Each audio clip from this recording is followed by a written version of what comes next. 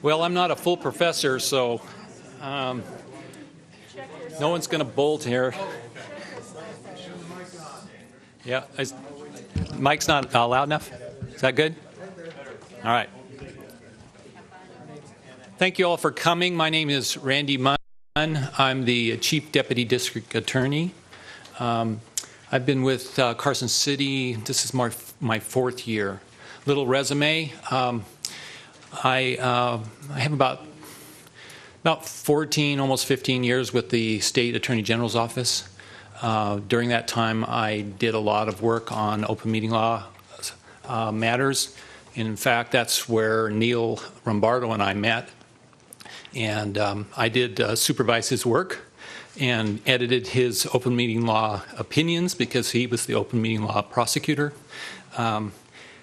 And so the moral of that story is treat your employees well, and maybe someday they'll hire you.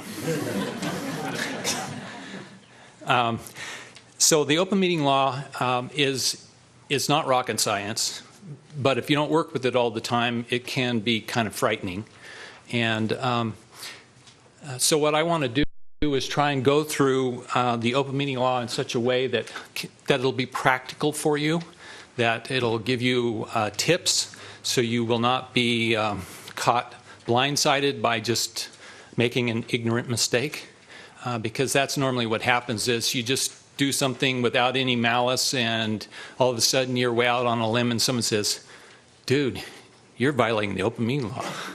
And that kind of will set you back. So I'll try and get you through all of this in a little over an hour. I've given enough time in this so that if you have questions, I would like to respond to those questions.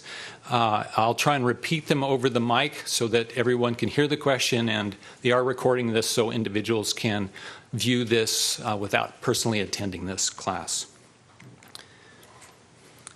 The open meeting law, the legislature finds and declares that all public bodies exist to aid in the conduct of the people's business. It is the intent of the law that their actions be openly and their deliberations be conducted openly. So it's actions and deliberations that must be done in open. The legislature added something to its declaration in the last legislative session, and I just wanted to read that to you. It says, if any member of a public body is present by means of teleconference or video conference or other electronic means, the public body shall ensure that all members of the public body and the members of the public who are present at the meeting can hear and observe and participate in the meeting. Basically, it's their aspirational goal. I think the legislature first intended to try and make that part of the requirements of each public body.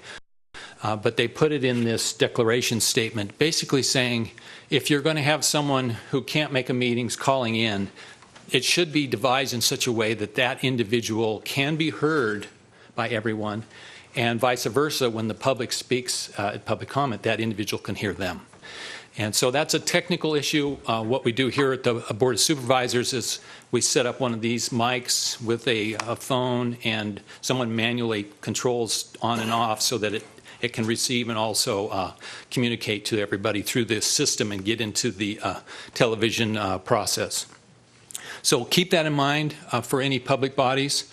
It certainly is legal for an individual to call in if they can't actually make it to a meeting. But you've got to make sure that the system works well. If you have a lot of people that can't make the meeting and they want to call in, then that's a little bit more complicated, and we'll talk about that a little later. The open meeting law applies to public bodies. Now, a public body is an administrative, advisory, executive, or legislative body of two or more of the state or local government, which expends or disperses or is supported whole in part by tax revenue, or which advises or makes recommendations to any entity which expends or disperses or is supported in whole or part by tax revenue, including any board, commission, committee, subcommittee, or other subsidiary thereof. The thing that to keep in mind is that when a public body is created, it is a public body, and the law attaches to it. And we'll go through a little further and talk about what that public body issues are presented. A public body is created by the Constitution, by the NRS. It can be created by the city charter. It can be created by ordinance, by the Nevada Administrative Code. And any body created by these means must be in compliance with the open meeting law. It can be created by resolution or other formal designation. So for you as participants in a public body, if you decide to set a couple of your members off on a task, you may have just created a public body. And that public body is going to be what's called a subcommittee of the public body, because you've taken some action to create that body. And they must, individually as a subcommittee, comply with the open meeting law. That is one of the issues that a lot of public bodies stub their toe on, as they send somebody off on some tasks. Now, they can send one person off on tasks. That person is not a collegial body all by themselves. They can't deliberate with someone else. They go out, do some investigation, come back and report to the board. That individual sent out on a task by the board is not a public body and is not subject to the open meeting law. But if you create a collegial body of more than one person as a public body, creating another public body, that subsequent subcommittee has to have an agenda, has to have it open to the public, has to be recorded. It's problematic. It can be very difficult, and over the years in government that I've had, it grates against a lot of people that, we can't get anything done because it's too complicated. Well, the legislature has considered that fact, and they've made public policy decisions that tough. It is more difficult, and we want it open to the public, and you're going to have to take the extra steps to make sure it is in compliance with the open meeting law. So that public policy debate has already been waged, and those that felt it was too burdensome on government lost the argument. So that's the law. A public body can be created by an executive order of the governor. It can be created by resolution or action by a political subdivision governing body, which would be the Board of Supervisors in Carson City's case. Whenever you see in the open meeting law the use of the governing body of a political subdivision, that's referring to just the Board of Supervisors in Carson City, or a county commission, or a city council. It wouldn't mean all the other boards and commissions that the city has. One exception to keep in mind is that the executive officer in the city manager, can create little committees all the time, and they are not subject to the open meeting law. He can even create a committee of citizens to advise him about pending matters, and that is not a public body.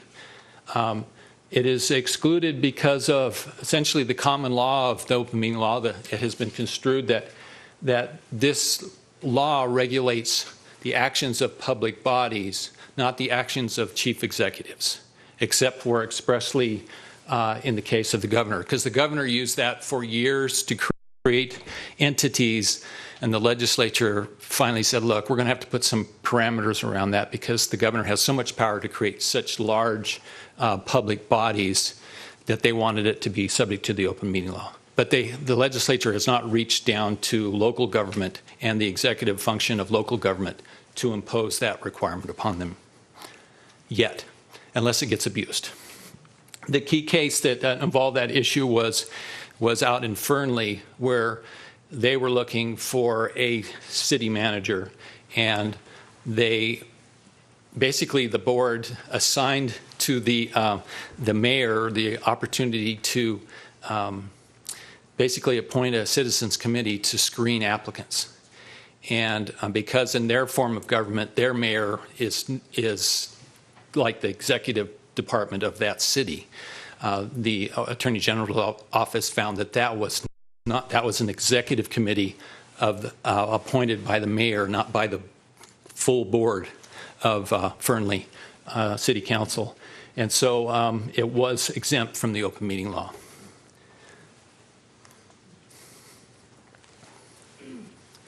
So things that are not a public body, the legislature, obviously, they exempted themselves from it.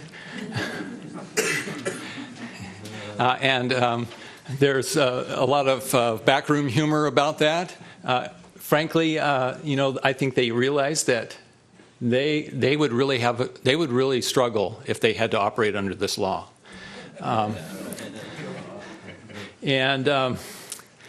Maybe if they did it for a month, they might revisit the open meeting law. But the open meeting law is actually a very good thing, because the closer you get to the people, as in city government, county government, the more that government is governed by the people through their elected officials. And so I think the closer you get to the people, it makes sense that their right to participate in the government process is protected by law. And I think that's why the legislature has made that compromise with respect to their own participation. I say most private nonprofits are not public bodies because sometimes governments create nonprofits. It's unusual. I've seen it happen at the state level where they had to create a private nonprofit to manage property for certain types of financing to hold the property as like a straw. Those kind of private nonprofits would be operating under the open meeting law. But generally a nonprofit is not, because it's a private corporation. City staff, and I covered that already with the city staff gets together all the time, does things with the public, does meets all the time with the city manager and amongst themselves. Those are not public bodies.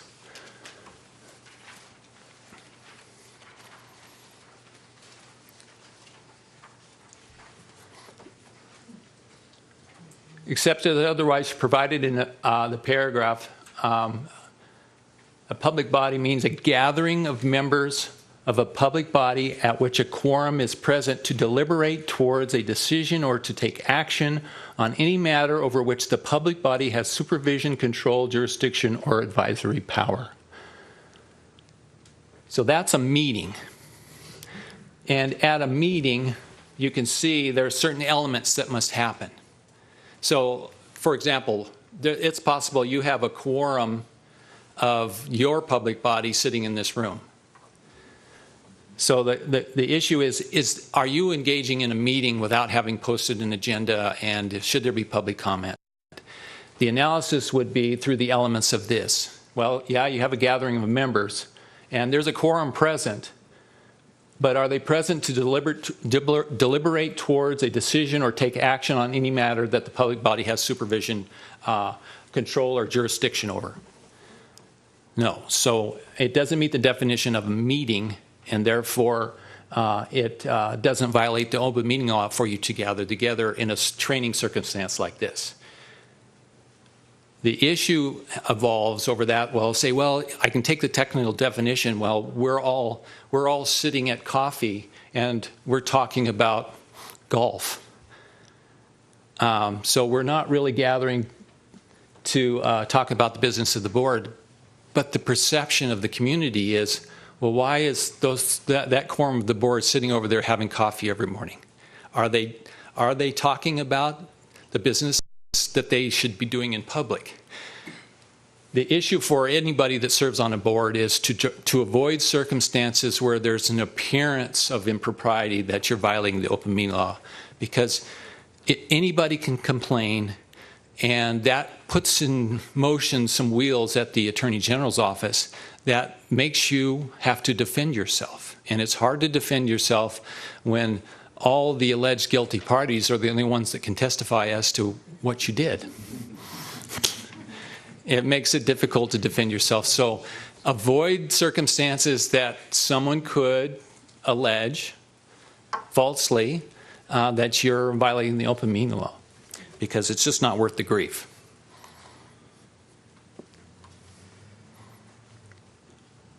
So methods of holding a meeting. In addition to a standard meeting, you can do a meeting via telephone or video conference. I mentioned earlier that it's not unlawful for an individual to call in if they can't make the meeting and participate in the meeting. When you're setting up a meeting and you realize that maybe you're going to have 3 over here and 3 in here, if you got a meeting of 6 people, you have to determine, all right, where's the center of gravity of the meeting? Where's the recording device going to be? How you're going to handle that, because sometimes, like at the state level, they have meetings in both Las Vegas and Reno at the same time, and they try to connect it all together. And so dealing with the issues, the logistics of doing a meeting via a video conference puts a little extra work on staff to make sure that everyone has a chance to get there, and if you're going to be in 2 locations, that your agenda shows that people can access that meeting from 2 different locations. Those are the kind of issues you should discuss with your attorney assigned to your committee or board, so that you don't run into problems that the public access or the participation in that meeting is hampered by logistics. Oops, I hit something. There you go.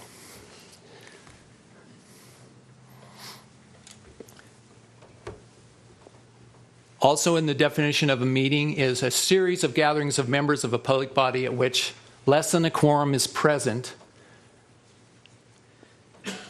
and the members of the public body attending one or more of the gatherings collectively constitute a quorum, and the series of gatherings was held with the specific intent to avoid provisions of the chapter.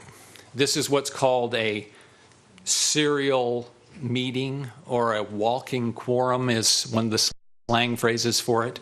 The issue arising under this portion of the statute is the legislature trying to prevent circumstances where you get around the meeting definition by just meeting in kind of small groups, but you're connecting up all the dots.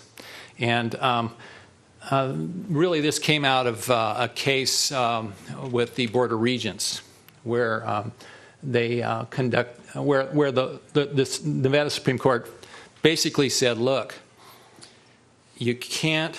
What they did in that circumstance is they had a bad editorial, and they asked their PIO to draft a response, and the chair told the PIO, circulate out your draft to all the members, and we won't release this until we're okay with this. So everybody was basically communicating by email or phone to put their input on this response, this press response, and they got challenged by that, and the court said, look, you are participating in little groups, but you're all connecting up together. The facts were that they were communicating their pieces together, and they were collectively gathering to arrive at a response for the press. And that series of meetings, even though each individual phone call or each individual meeting in and itself was not a quorum, they connected it all together and said that's a meeting, because essentially what you've done is you've bypassed the requirements that you notice a public meeting and you deliberate in public and you come to a decision.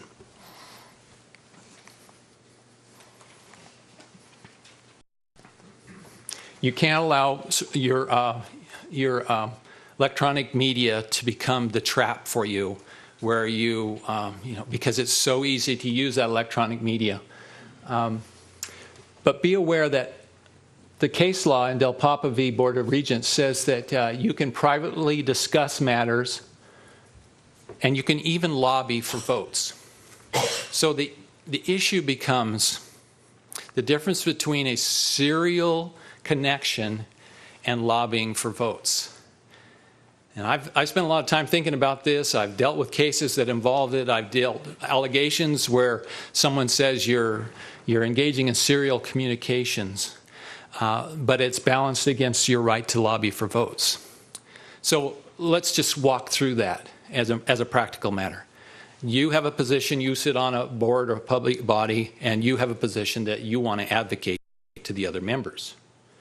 You can go to each member, I call it vertical communication, and tell that person all the reasons why they should support X on the agenda. And you can go to the next person and do the same thing. And you can go to the next person, and you can go to the next person. But if you go take that same circumstance and you go and say, well, I went to Joe first.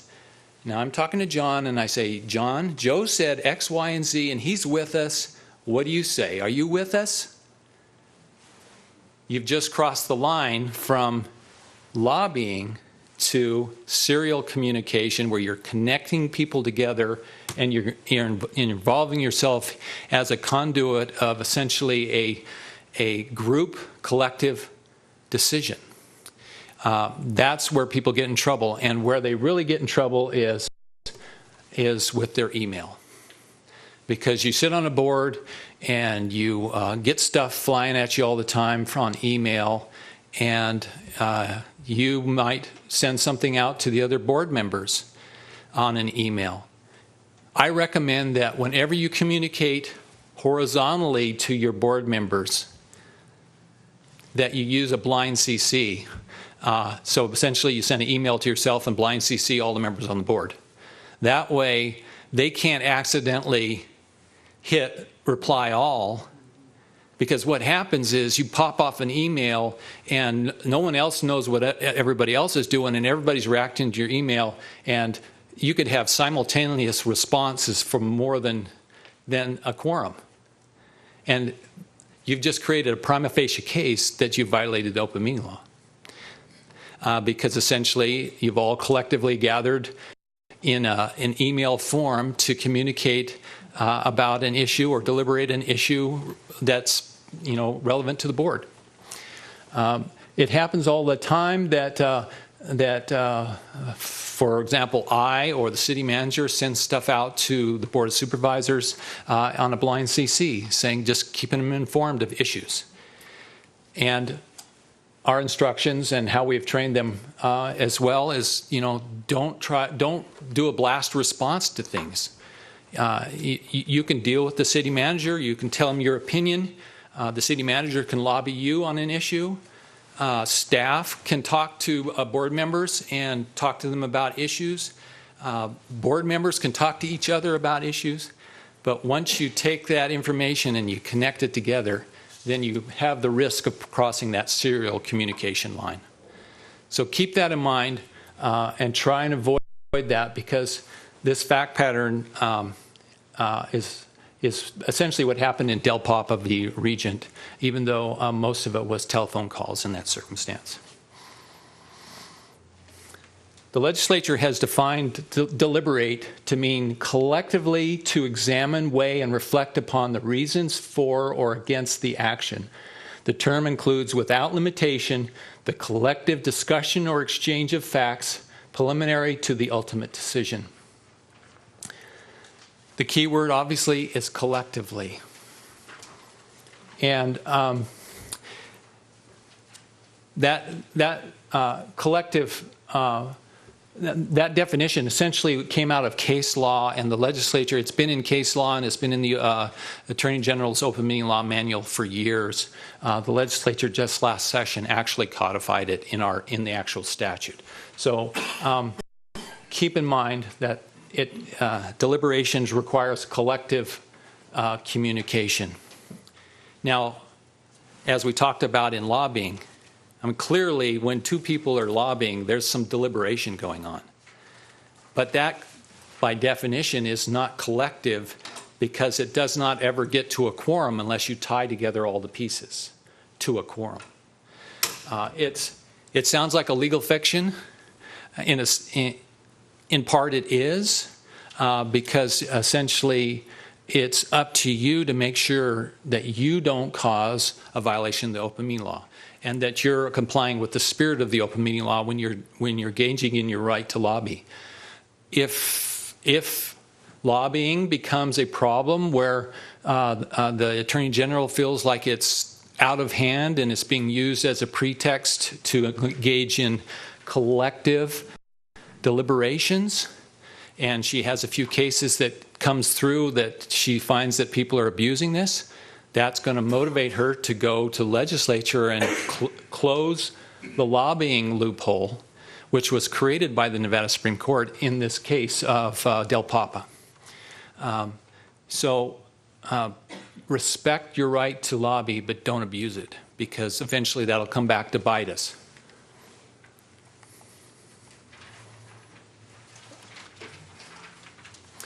So a quorum is defined as a simple majority of the constituent membership of the public body or another portion established by law. Now, when you're an elected public body like the Board of Supervisors, your quorum is established by law. There's 5 members. You got a quorum of 3. Yeah, that's the way it always is. For a non-elected board, it's either just the simple majority, or if your creation entity, whether it be the code, some resolution by the board that created your public body, that will specify usually what your quorum is. Sometimes advisory bodies are created where you haven't really specified a quorum, and I've seen ones at the state level where it's Citizen Advisory Committee way down in the process, and they basically say the quorum is, the majority of those that show up.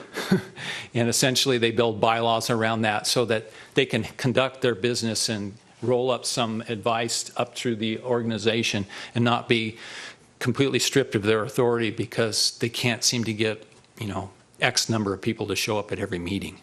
But that's going to happen usually at an advisory body level that's not created formally by the Board of Supervisors through some resolution or through the code.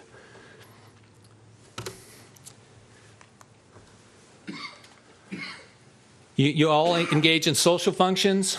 A social function is not a place where it's deemed that you're deliberating. It's kind of like training where you show up. You probably all show up at different things in the city over the year where you could connect up with a quorum of your public body. Essentially, unless you change the facts by your behavior, you're kind of in a protected zone, that you're there for social stuff, and your conduct should be consistent with that social environment. If you go to a social function and your quorum of your public body goes over in the corner to talk, you're asking for trouble because it looks like, well, what are they over there talking about? And there's always someone who is willing to challenge whether people are violating the open meeting law. And it doesn't cost them anything to make their complaint. And you have to deal with the consequences if they do.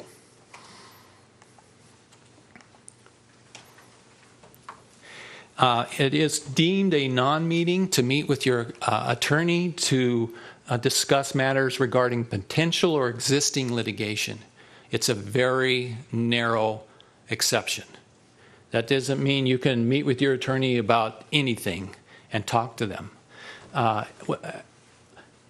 As a public body, as a quorum, you can't just use that as an excuse to, drive through the big garage door. Because in this exception, you're allowed to deliberate. So like if we have an attorney-client meeting with the Board of Supervisors on pending litigation, we're in there talking about litigation, where it's going, what can happen, what the risks. We're deliberating back and forth. We're considering the issues, but we don't act. We can't make a decision. You can't make a decision in closed under the open meeting law. The only exception to that really is under the labor statutes, where you're meeting with your labor negotiation team, which is not just an exception to the open meeting law. The way that's written in 288 is that it's completely exempt, completely not. The open meeting law doesn't apply to it at all. And so when you meet with your advisory, your negotiation team, you're talking about what offers are on the table, you're talking about what offers should go back, those kind of issues. And that's an exception to the general open meeting law. Now, with regard to your agendas, we try to, whenever we meet with attorneys or for a labor session, we try to put it on the agenda so that everyone knows why when they left the room, the board stayed here and closed the doors. Otherwise, you create suspicion that doesn't need to be created. But there's been occasions where, we had something quick, the lawyers got to talk, we didn't get it on the agenda, we still pulled them aside and we had an attorney-client meeting about pending litigation. That does not violate the open meeting law, even if it's not on the agenda. It's just advisable that you put it there, if you can, so that the public knows what you're doing.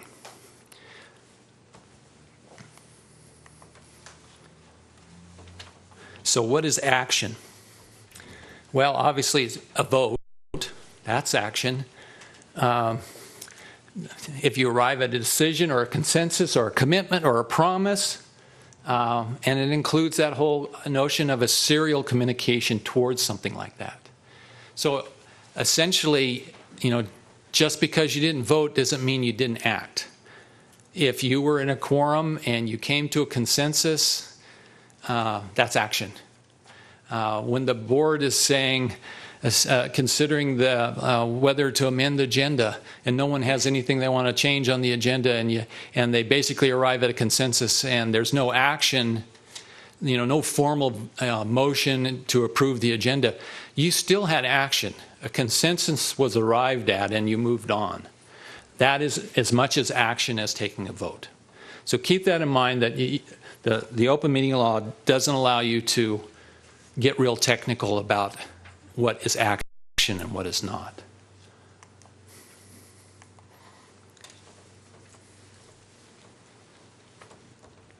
If a public body has a member who is not an elected official, an affirmative vote taken by a majority of the members present during the meeting is action. If all the members of the public body are elected officials, an affirmative vote by a majority of all the members of the public body is required. Like the Board of Supervisors, they have to have 3 votes to meet, and they have to have 3 votes to pass anything. So if only 3 people show up, you got a quorum, you can have a meeting, but it has to be unanimous, so they can't pass anything, because that is their statutory quorum of an elected body. As opposed to a lot of your boards, unless your bylaws specify something specific, it's going to be if a quorum has met and you can continue with your meeting, it's a majority of those present that passes something. So that's different than an elected public body.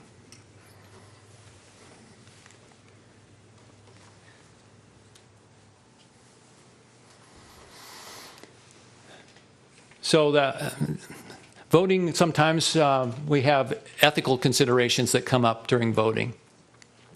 And the way the law is written is essentially that the legislature does not want to discourage the compliance with with the ethics statute by penalizing them in the open meeting law section of the law. So essentially the way the law is written is that if you have a conflict, you make your disclosure, you explain your disclosure on the record, and you, because of your ethics responsibilities, have decided that you can't vote. The law says that your position is treated as if it didn't even exist on the board. So it was like if your board was 5 people, now your board is 4 people. It's like you didn't exist, and therefore the quorum is not destroyed. Let's say if you had a 5-member board and 3 of you were there and one of you had to disclose and abstain, does that destroy your quorum and you can't continue the meeting on that agenda item? The answer is no, because of the way the law is written. And so that process is dependent upon your disclosure and your decision not to vote. If you're on an elected body, however, like the Board of Supervisors, the only way you can shift the quorum is if, in advance of the meeting, the board member asks the attorneys for a written opinion that they have a conflict and they can't vote, and then they give that letter to the clerk. They disclose, make their disclosure, and indicate that they're going to abstain from the voting. Give that written opinion to the clerk, and that will trigger the right for the count of the vote to be a quorum shift. And without that letter, that quorum shift doesn't happen. And even without that letter, you still have the duty to disclose and not vote if that's your duty. So sometimes it can be really strategic as to, being a heads up as to what's coming and whether you're going to need an opinion because of there may be a quorum issue created by your inability to vote.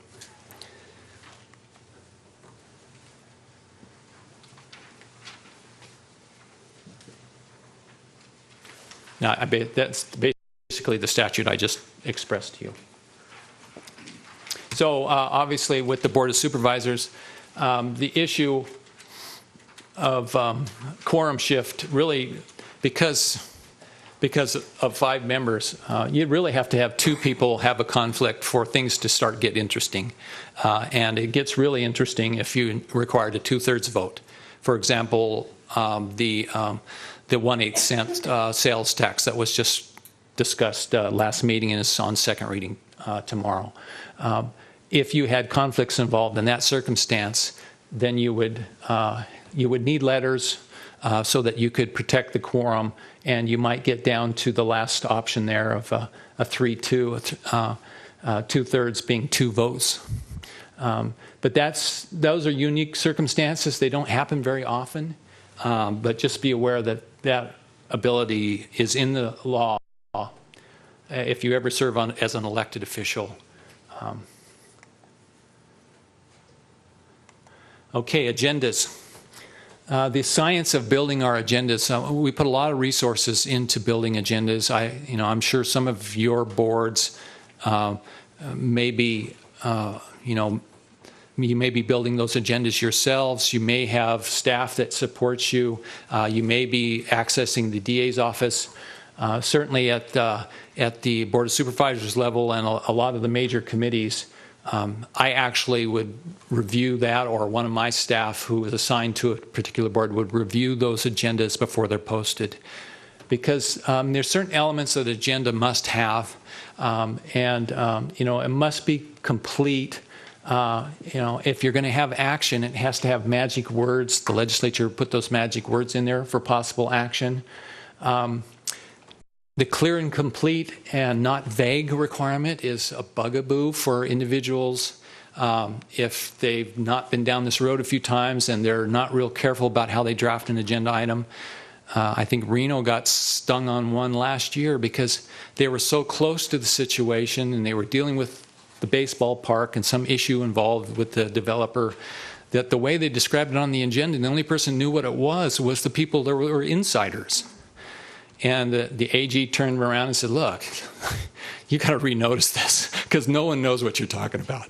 And that's a problem because when you're the insider and you're drafting the agenda item, sometimes you're not being clear and the public doesn't know what you're trying to do. And it's often wise to use the common slang, at least in your staff summary, that's also posted as part of the agenda so that the public knows the topic you're talking about. So sometimes it requires that if you're responsible for drafting agenda or help building an agenda, to have someone else read your work, someone independent of the thing read this and say, does this make sense? Would the public know what we're doing here? Because that one will get you turned around, and it's really a pain when the AG comes in and says, what you just did violated the open meeting law, and you're going to have to unwind it all and start all over. And if it's time-certain, kind of time-sensitive stuff, it can be really painful. So keep that in mind when you're building your agendas. It must actually give notice to the public. And a lot of that boilerplate in there that we require as attorneys. It's been built over time and by what's required in the law. Obviously, the time, place, and location of the meeting has to be there. A list of locations where the notice has been posted, all that's required by law. Must clearly indicate action items for possible action. Should include a statement of additional assistance for the handicapped. Must be at least 2 public comment periods. The law requires at least 2 public comment periods. Any limitations must be expressed in the agenda. If you're going to limit public comment in any way, it has to be in the agenda what you're going to limit. Because otherwise, it's presumed they'll get their 2 opportunities at least. And what I'm talking about is if you want to limit people to like 3 minutes, that has to be in your agenda, that you're going to limit their public comment. You can't just decide arbitrarily to impose that. Or you can't just arbitrarily impose it on one person and not another, obviously. So keep in mind that any limitations on public comment have to be in the boilerplate of your agenda. There should be a management, the law requires that if you're going to have an agenda management notice, essentially that's slang for your ability to move stuff around on the agenda, to consider them out of order, make accommodations to people and take one item before another. You have to have that boilerplate in your agenda to have the right to do that. Otherwise, you follow the agenda, A, B, C, D. Must include the name of persons being considered in a closed meeting. If you have any closed meetings that to consider a person, character, competence, what have you, their name has to appear in the agenda as being the person that's the subject of a closed meeting.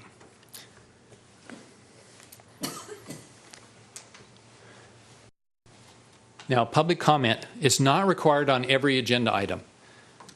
Carson City is the most public-friendly government I've ever worked for.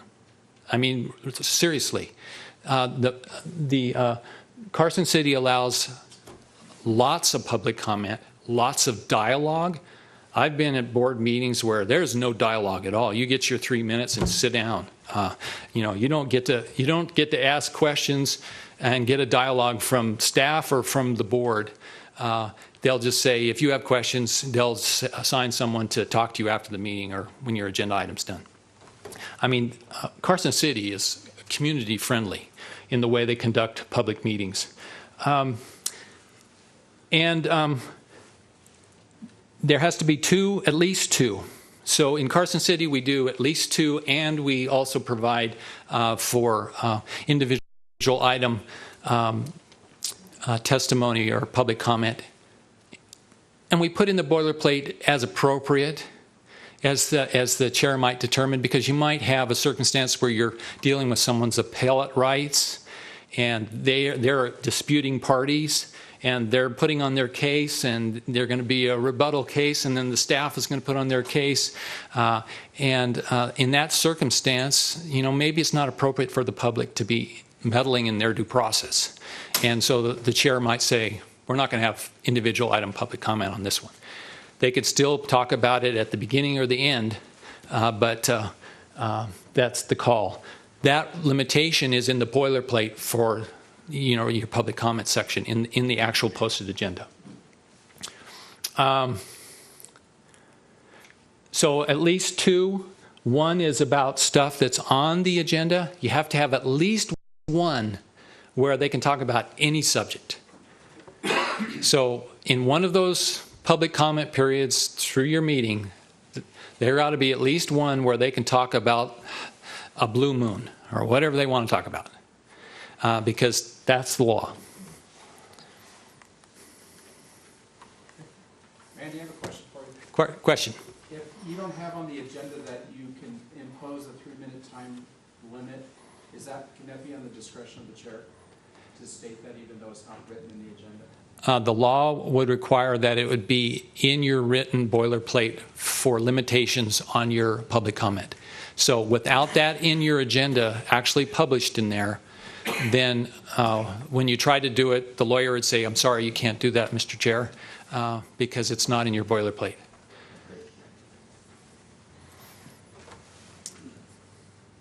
And your agenda must be posted at your office at 3 other public places. It must be posted 3 working days before the meeting. So the example is, if you want a Tuesday meeting, you must be posted by 9 a.m. on Thursday.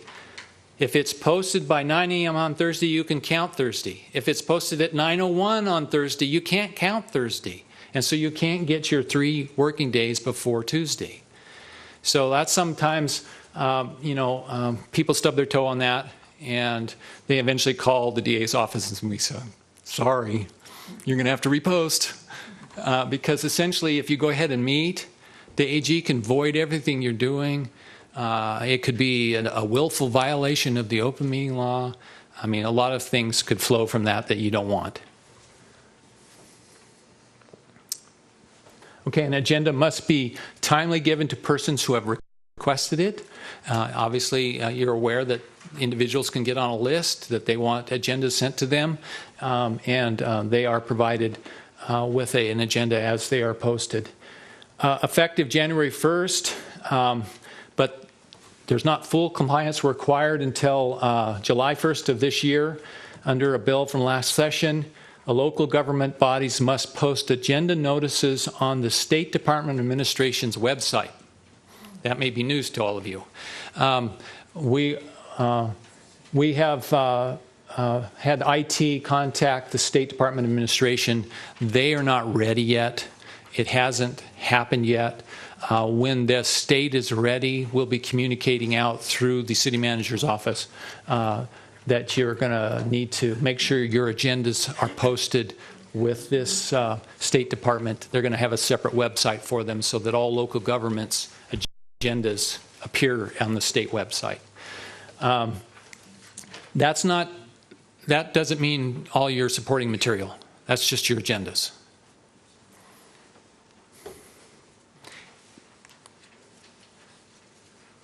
Supporting material.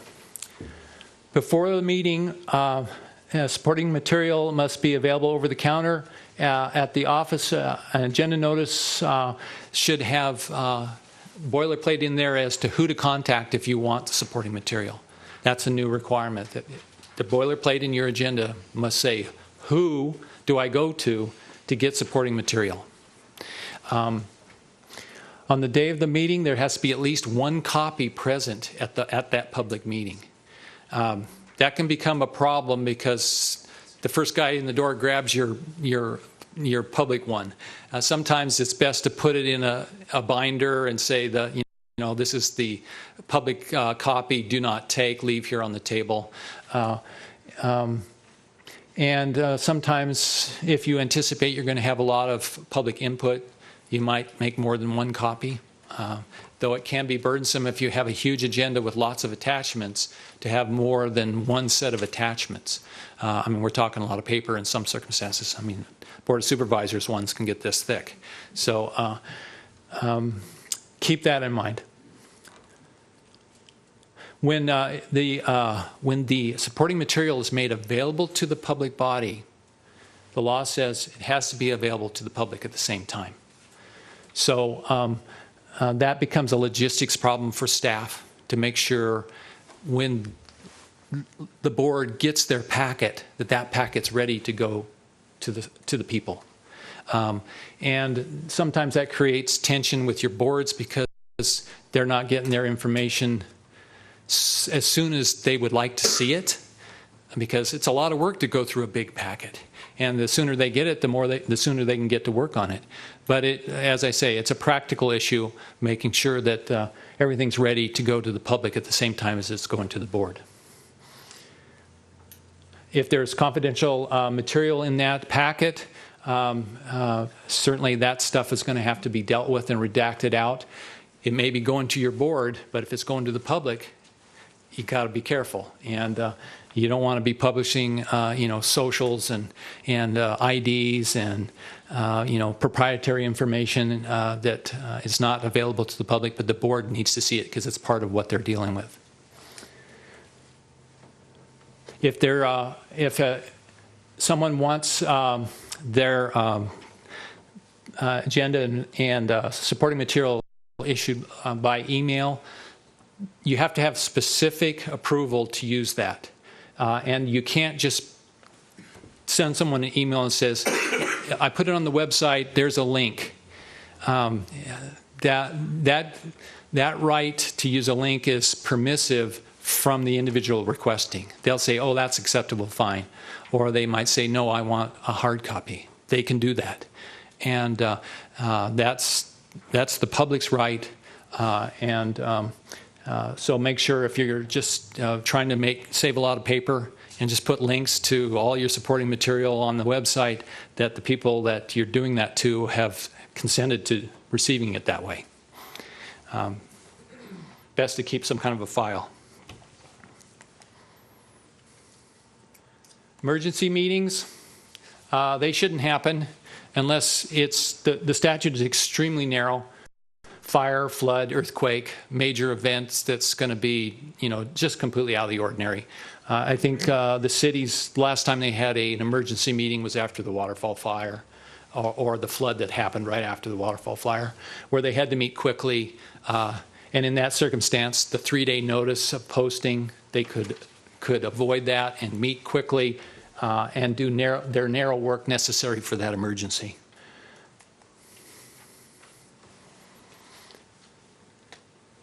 Closed meetings.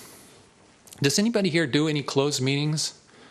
It's not something I advise unless you absolutely have to, because as you will see as we go through this, it's a hassle and it's full of risk. But you can meet in private to consider the character, alleged misconduct, professional competence, or physical medical health of the person. At the state level, I saw that happen a lot. I represented the Public Employees Benefits Program for many years, and you'd get a claim appeal, and you'd have to have a closed meeting to consider their medical claim and why it was denied.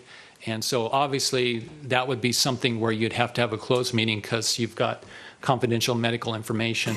In those circumstances, it created a lot of work, but some boards supervise their own employees, and they may want to have discipline where they meet and consider some behavior and conduct. And so there might be a circumstance where you'd need to do a closed meeting.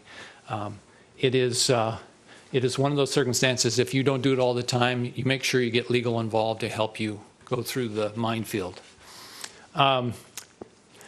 If you're going to close a meeting, you literally have to have an agenda item on your agenda that the board will vote to go to closed meeting. And then you're going to have a closed meeting agenda item that's in your agenda. So essentially you're meeting as a regular body. You get to that agenda item, they say, I make a motion to go into closed session to consider the character competence, blah, blah, blah, of so-and-so. And if they don't get the vote, they don't go to closed meeting. Generally, they would. And the person that's the topic of that, they can require that it be stayed open. They don't have to, it doesn't have to be closed if the person being considered wants it open. It's not required to close the meeting. If you're keeping track, like for the clerk's office, if there's a closed meeting, they've got to have a separate, basically, record of the closed meeting, segregated from the open meeting, because it's closed. And it has to be handled separately, have a separate agenda response. And the minutes are going to reflect that. So it is complicated. As I said, they can request that it remain open unless some other person that is a relevant person to the action requests that it remain closed, as in involves more than one person. The relevant person could be even a witness. The chair has the discretion under the open meeting law to decide who is entitled to remain and listen to the deliberations at the closed meeting. Excuse me, listen to the closed meeting. I'll get to the deliberations question in a second. The thing about closed meetings, you can't deliberate and you can't take action. So the only thing you can do in closed meeting is take evidence, hear testimony, hear everyone's positions. But essentially, you don't get to sit around and, as a board, and talk about that information or process it or deliberate about it collectively. You hear the evidence in closed meeting, like for my example of the Public Employees Benefits Program, we heard the evidence of the claimant, heard the evidence of staff, any insurer involved, and then they would go back into open session to deliberate and decide the claim. Now that becomes problematic because if you're dealing with confidential stuff, how much you can actually say in deliberations. Generally, there wasn't a lot.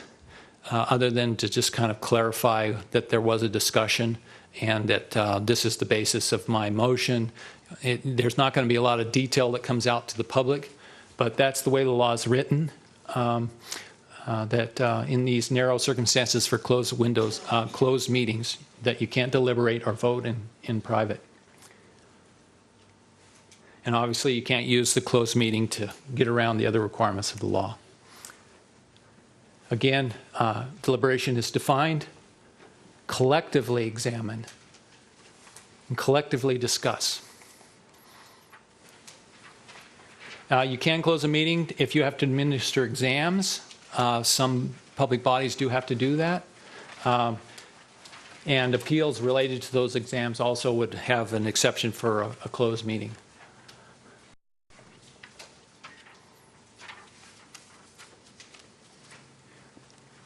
You can never use a closed meeting to consider an elected official of a public body, to consider their character or competence. I mean, obviously, you would never have a closed meeting to consider the competence of the city manager. Can't do it. The law says you can't do it. Appointed public officials, as is the chief executive officer, the statute has city managers, county managers, presidents of the university, and superintendents of schools. The statute talks about a comparable position, so there's a lot more than just what's listed in the parenthetical that could be a public officer where you can't close a meeting to consider their character and competence. So you should consult legal on that one. And under the open meeting law, a closed meeting cannot be held to discuss an appointment of any person to a public office as a member or as a member of a public body. So, for example, a judge retires and the Board of Supervisors would have the authority to appoint a new judge. They could never do that in a closed session. That would be a public officer.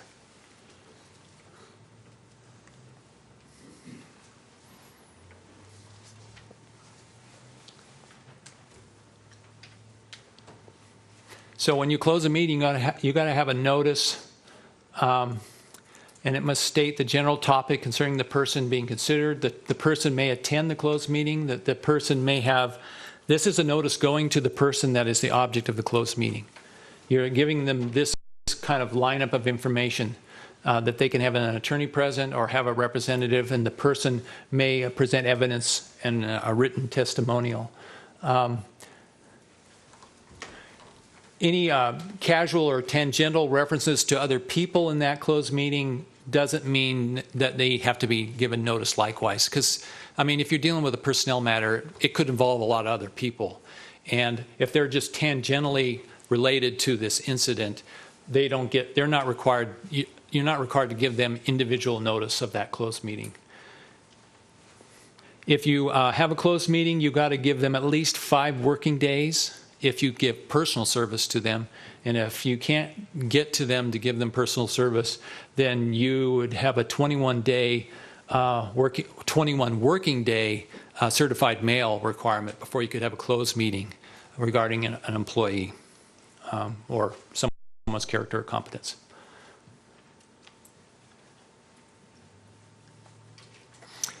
There's another twist in the law that you have a notice requirement that you're going to have a closed meeting, and there's a separate notice requirement if you're going to take any administrative action once you have that closed meeting.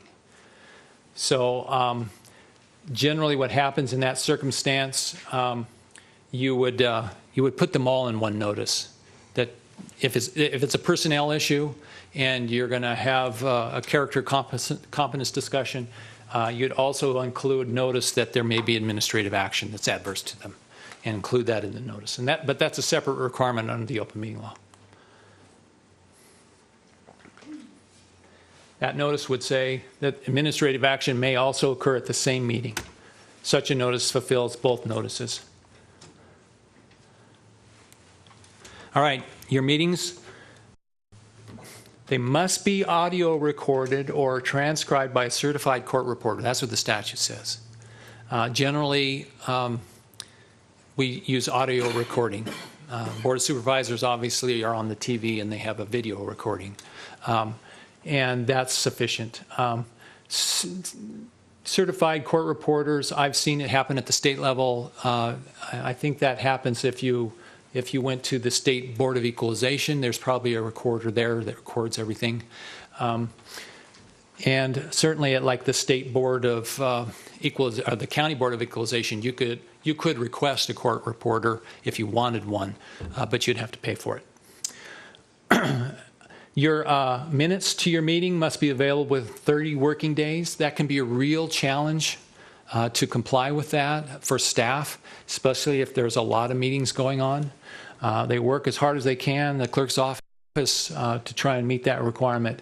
The minutes only require, under the law, the substance of the matters discussed.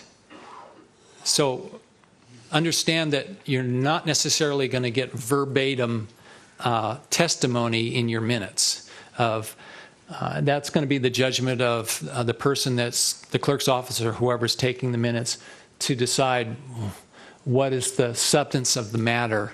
And that's when you want to, if you want to amend the minutes to include stuff that was omitted that you think is important, you certainly can make that motion when you want to put it back in. Question? A question about which is the official record. When the minutes are approved, you know, the minutes say how the vote was taken and what was discussed and what was approved. Is that the official record, or is there really any need for the tapes at that point? Well, I think the law presumes the minutes are the official record because the retention is 5 years for those, and the tape is only 1 year. As we transition from paper to electronics, that may change, but right now I haven't heard the legislature's suggestion that they're going to change it. Question? Can you repeat the question, please? Oh, excuse me. The question was whether the official minutes of the board meeting in written form are the official record as opposed to the audio recording. And the answer was that I think the paper is still the official, even though you're going to get the most detail from the audio as to the context of the decision and what was going on.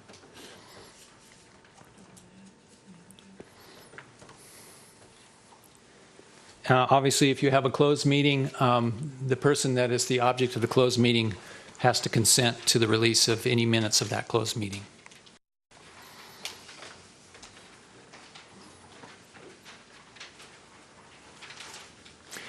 For your information, a statement made by a member of the public body during the course of a public meeting is absolutely privileged and does not impose liability or for defamation or constitute grounds for recovery in a civil action. So when you're acting as an individual in a public body, the law protects you if you shoot off your mouth. I don't recommend you do that because we should be collegially getting along, but it does happen. Likewise, a witness who is testifying before the public body is absolutely privileged. So a person at the podium talking, Well, I suppose the issue would came if you tried to sue, like someone who lambasted you at public comment, was the issue would be whether they're a witness testifying on a matter. That's vague. I don't know what it really means. I don't think it's been tested. But essentially, there is some leeway for what someone says when they're testifying in the matter before the public body. And that's a public policy decision by the legislature to have a candid, open forum where the public and the board can talk without fear of, I'll sue you.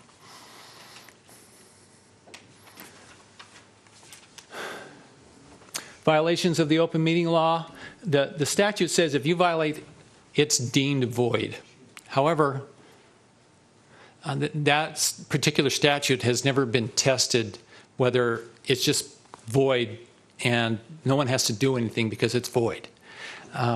Essentially, the Attorney General has jurisdiction to enforce, and they investigate complaints. They're complaint driven. They don't go out and investigate compliance. They don't have the resources to do that. So if they get a complaint, they will investigate it.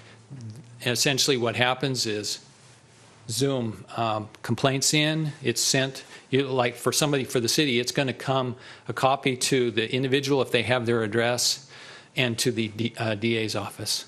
And it's going to make some allegations, or to the city manager's office. And it's going to make some allegations and request a bunch of information. The prosecutor for the AG's office will essentially say, I want the minutes, I want all the agenda and the attachments and all the relevant stuff, and the position paper from the defendant as to the allegations. What's your position? The AG's office will have to make a determination from that writing whether they're going to do anything more. The Attorney General has 60 days in which to bring a civil action to void any action by a public body who's alleged to have violated the open meeting law. That can be a pretty difficult 60 days because that's a short fuse, and the AG is going to get the answers they want,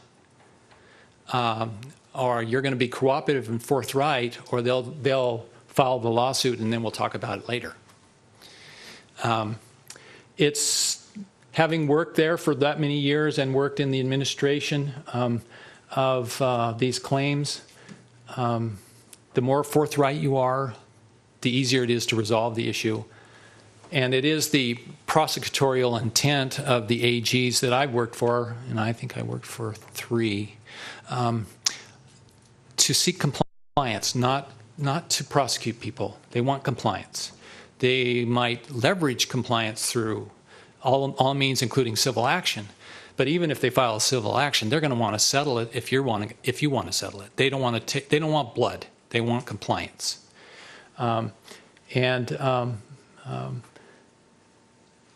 Keep that in mind, because when someone says you violate the open meeting law, you want to dig in your heels and you want to fight. But you need to consider the cost of that fight. Emotionally, time, grief, and sometimes a compromise is usually the easiest way to resolve the issue. In addition to the 60-day statute of limitations, there's a 120-day statute of limitations for them to bring an action to enjoin you from that behavior. Normally, that's usually the pinch point that the AG really knuckles down and says, we're not out to punish people, but if we have to, we will. But an injunction is something that they are less fearful of filing, essentially to make a public spectacle of your behavior and enjoin you from ever doing it again. The legislature has put in a process for tolling of that number if you participate actively in resolving your issue, so that they can say, the person's working with us, they want to settle it before we sue, but we're not going to let you use that as essentially a ruse so that the 60 days or the 120 days will run. So that tolling allows the AG to negotiate without having to worry about being lied to down the primrose path until the statute of limitation runs.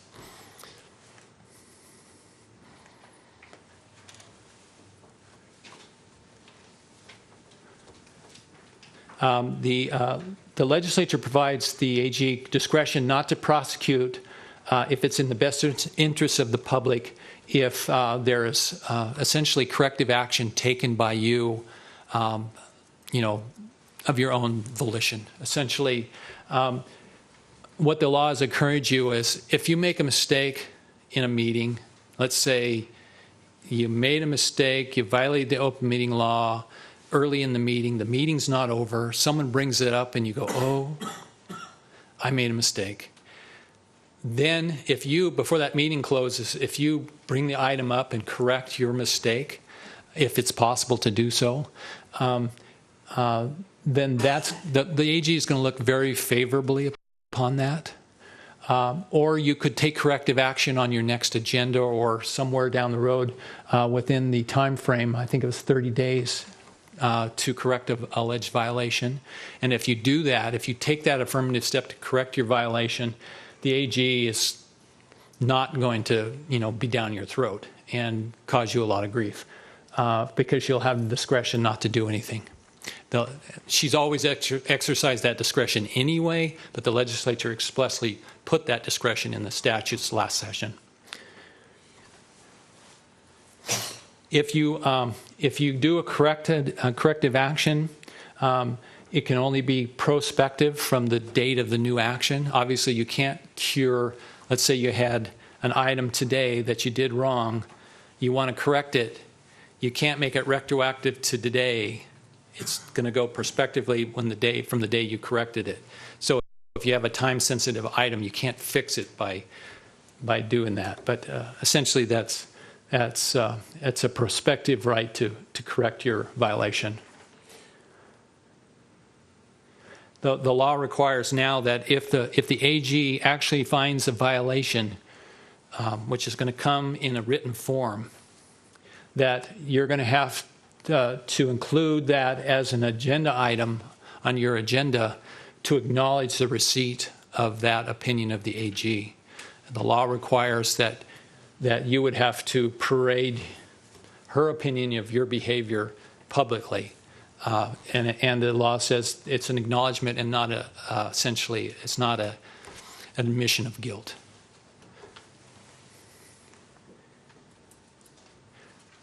Criminal penalties, the Attorney General's Office has primary criminal jurisdiction over violations of the open meeting law.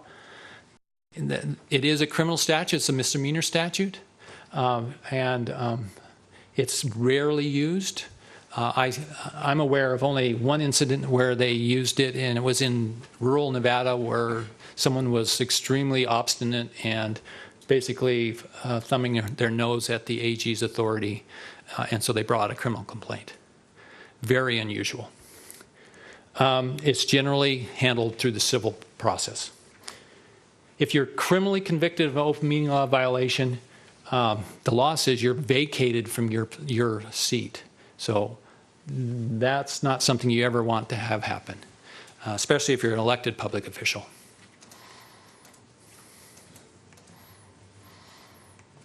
So the golden rule is, when in doubt, do it in public.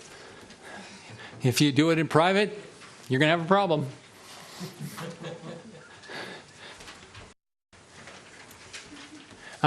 Review the. My recommendation is, you know, every once in a while you pull out 241 and you look at it. Don't assume you're going to spot every issue. And relying on your knowledge, yes, you should do that. But, you know, sometimes you need to get counsel. And, you know, usually your first impression is right. But you can always investigate it. In this day and age, you know, you're all in wired rooms, Wi-Fi rooms. You can pull up the AG's open meeting law manual and, you know, go through the index and figure out your issue pretty quickly. Those resources are available to you. There's case laws, annotations of past cases of open meeting law, in the annotations in the published NRS. You won't get that online, but you can get that at the law library or in the city manager's office or anybody that has NRS copies. The AG issues opinions on the open meeting law, and they're published. They're on the website. You can get to them. They don't have a search function yet, so that's a challenge to find your topic, but they are available. The AG will sometimes issue letters to public bodies regarding their investigations and letter responses. Those can be accessed. It's kind of like a common law of their prosecutorial discretion. And the AGs try to be, through their prosecuting deputy, who keeps track of all of that stuff, try to be consistent from year to year and administration to administration. Kind of like a common law that's developed, so that while we dealt with it this way before, let's be sure and be consistent. And we deal with it the next time. The open meeting law manual is very beneficial. It's fairly easy reading. I always recommend that you always consult that on issues. I do all the time. And obviously you got the lawyers. And that's the end of my presentation. Any questions? Well, Randy, I got one quick one. Back on that slide where you're talking about methods of holding meetings, where it says about, in addition to standard meetings, you can do it via telephone or video conference. Is that something that's required to offer, or is it mandated that those things be available? And what I'm asking is that quarterly I have an industry board that meets. 9 times out of 10, it's down in Las Vegas. And I'm not going to be spending $400 round trip when it's published 3 days, prior to the meeting. Do they have to offer it via the video conference or via telephone? The question was whether allowing meetings to individuals to participate via telephone or video conference, whether it is required. It is not required. I'm sure it would be the discretion of the chair as to how the meeting would be conducted. Certainly as a member of that board, if you prior arranged a circumstance where you're not going to be available, but it's important that you participate in one or more items on the agenda, that you would be able to call in. The chair would obviously have to be in compliance with the open meeting law, so that the mechanism of recording your voice and all of that's in place, so that the clerk or the recording device can capture all that data. That's a logistics issue, and obviously that's probably why it's not required. But in addition to board members, does that have to be made available to the general public if they want to participate? That is an excellent. The follow-up question was whether the requirements of allowing the public to participate would also attach to that. The answer is yes. If you cannot conduct a video conference or a teleconference in a way that the public can hear that person and have an opportunity to participate in the meeting, then you would be essentially in violation of what's called the spirit of the law, based on that policy statement by the legislature that you have a duty to make sure that the public can meet and observe and participate in the meeting. Hot damn. That's great. Any other questions? Question? Quick question on the public comment limitation notice. Does that need to be read out loud, or can the individuals just read it? You're not required.